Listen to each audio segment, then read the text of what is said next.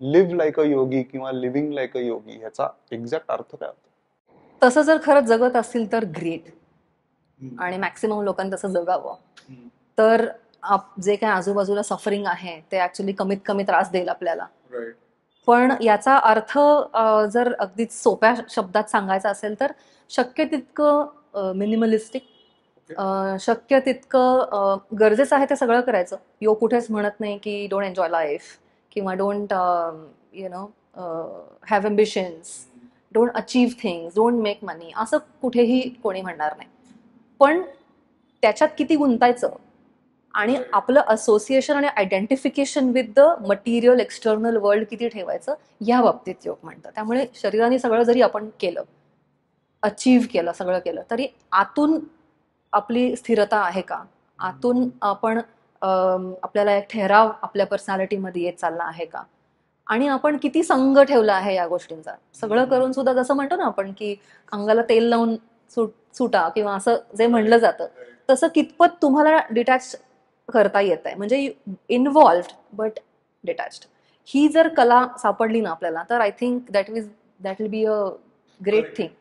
ऐकताना कदाचित ते लक्षात पण येतं की हे असं जगायला पाहिजे, पण हा प्रॅक्टिसचा भाग निश्चितच आहे. तर त्याच्यासाठी काही, आता हा आपण दोन विभागांमध्ये करू प्रश्न, की काही लिटमस टेस्ट आहे का की आपण किती जवळ आहोत ह्या विचारधारेच्या, आयदर, किंवा असे काही चेक पॉइंट्स आहेत का की हे करतोय हे करतोय हे करतोय तर आपण थोडंफार विचार करतोय, किंवा जे तू मगाशी एक चांगला शब्द वापरलास, ठहराव.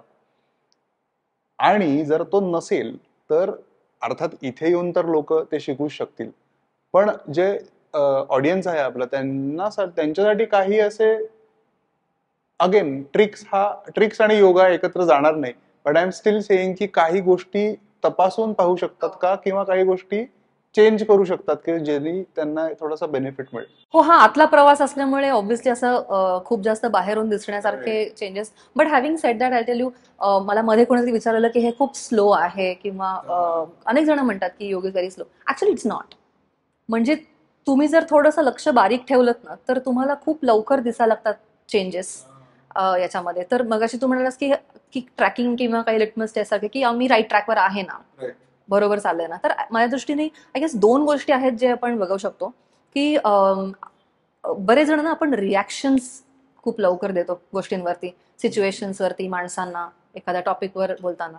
तर आपले जर हळूहळू रिॲक्शन्स कमी होत जात गेले, रिस्पॉन्ड करतोय पण रिॲक्शन्स कमी होत गेले, तडकन उडणं कमी होत गेलं, तर I think that is a good test to see की I am on the right track.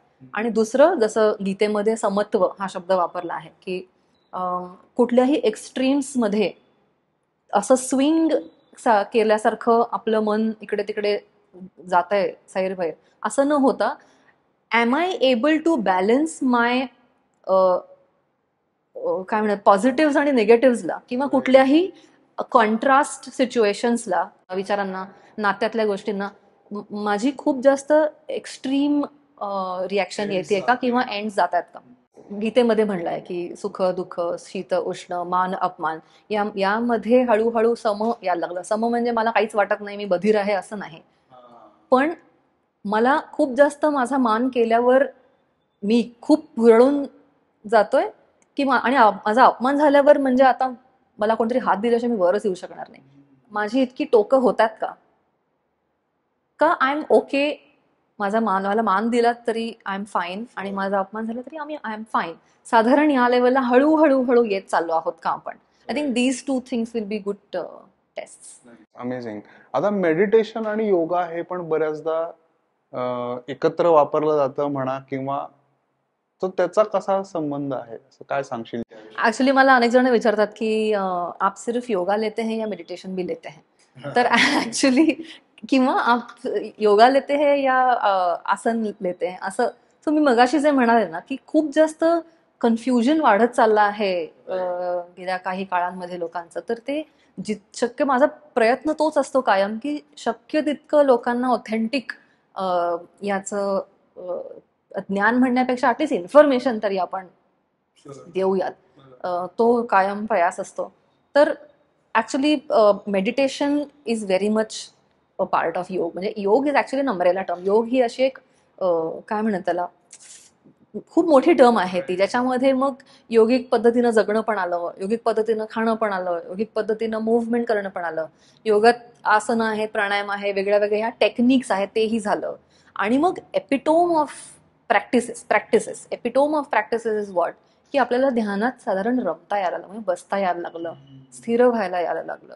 त्यामुळे योग ही एक मोठी टर्म आहे आणि त्याच्यामध्ये या सगळ्या गोष्टी आहेत.